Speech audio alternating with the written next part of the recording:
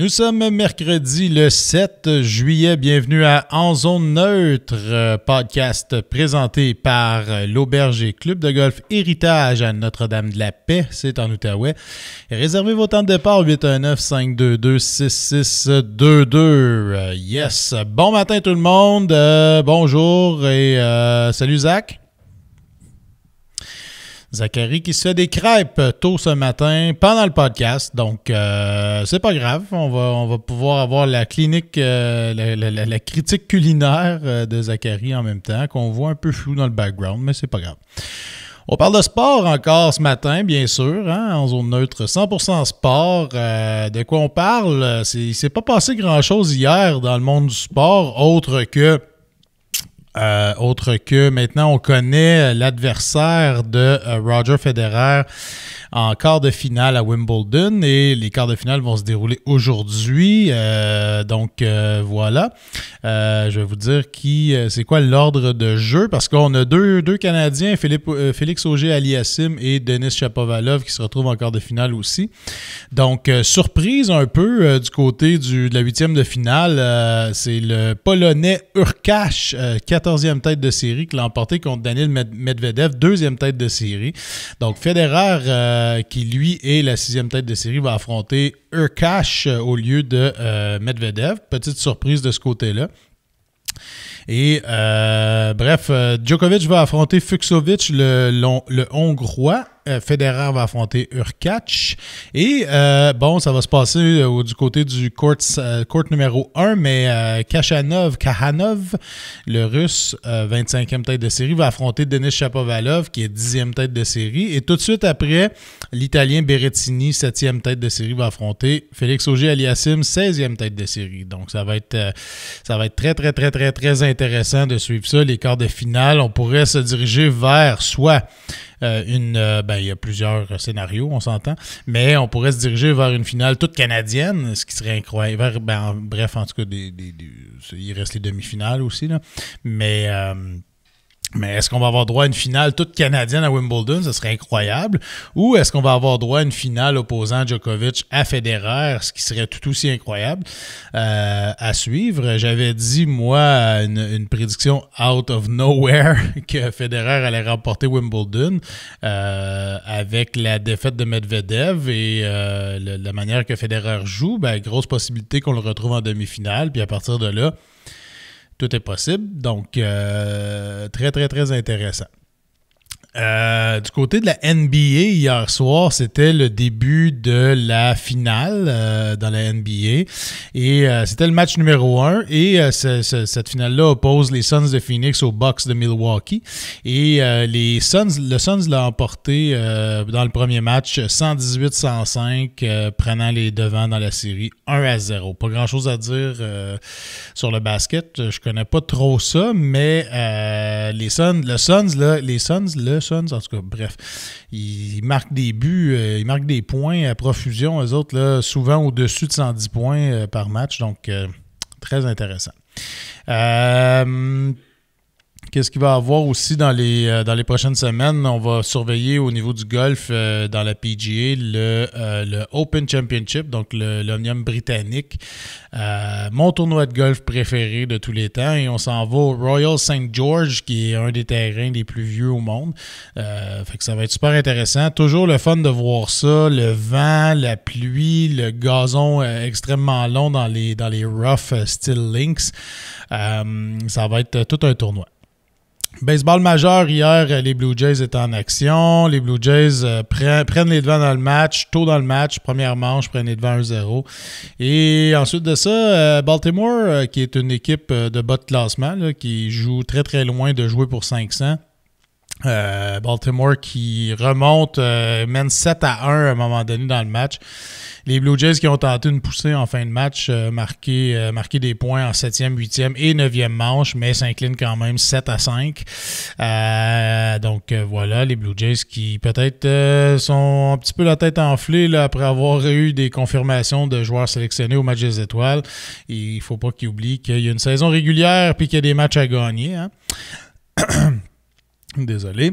Dans un match complètement fou, les Phillies l'ont emporté contre les Cubs par la marque de 15-10. 25 points marqués dans ce match-là. Dans un autre match offensif, les Rangers du Texas l'emportent 10-5 contre les Tigers de Détroit.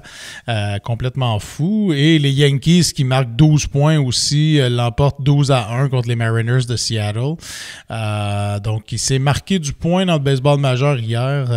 Très, très intéressant. Je ne sais pas ce qui se passait. Les bâtons étaient pas mal puissants. Du côté de l'Euro, c'était la première demi-finale opposant l'Italie à l'Espagne. L'Italie qui a pris les devants dans le match en deuxième demi, marque à la, je me souviens plus quelle minute, je vais vous dire ça, j'ai ça devant moi. L'Italie qui marque à la 60e minute. Et ensuite de ça, l'Espagne qui crée l'égalité à la 80e minute. Là, il n'y a pas de maître, dans le temps régulier. On s'en va en prolongation. La prolongation, comment ça fonctionne à l'Euro, c'est deux périodes de 15 minutes. Et à la suite de ces 2 périodes de 15 minutes-là, pas de but. Et on s'en va au tir au but, donc la fameuse fusillade ou tir de barrage. Et l'Italie l'a emporté 4-2 dans les tirs. Donc, les 2 premiers joueurs n'ont pas marqué. Les 2 premiers joueurs, c'est rare là, habituellement. Là, les joueurs vont marquer quasiment à coup sûr. Puis là, les 2 premiers le manquent. Ensuite de ça, les 4 prochains de l'Italie ont marqué. Et les Espagnols ont manqué le 4e tir aussi de Morata. C'est lui qui avait compté.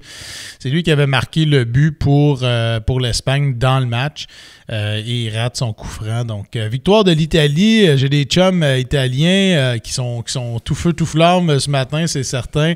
Bravo, vraiment content pour eux autres. Et là, on va avoir aussi aujourd'hui le Danemark contre l'Angleterre. Ça va être un match complètement fou. L'Angleterre qui joue à domicile au Wembley Stadium. Donc, ça va être le fun pour eux autres. Et donc, voilà, on va savoir qui va affronter l'Italie en finale de l'Euro. Et à la Copa América, là, qui est un petit peu le pendant là, de l'Euro qui se déroule en Amérique. L'Argentine qui l'a emporté hier pour aller rejoindre le Brésil en finale de la Copa América.